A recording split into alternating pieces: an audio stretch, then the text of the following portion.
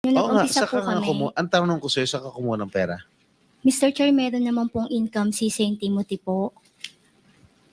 Hindi, pera mo to eh. I mean, iba pa yung pera ng subscription ni Mary Faith Glynn, Jerry Panty. Ikaw ang pinakamalaki, 887 million. Mr. Sino Chair, nagbigay? Hindi, wag na tayo magpaligoy-ligoy pa. Sino nagbigay ng pera sa'yo?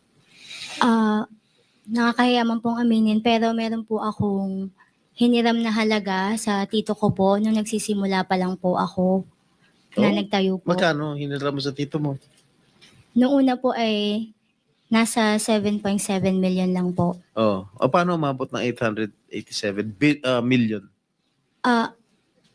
Nung kumikita na po si St. Timothy, wala po akong nilalabas na sarili ko pong kita. Lahat po pinapasok ko din po dun sa corporation Talaga? po.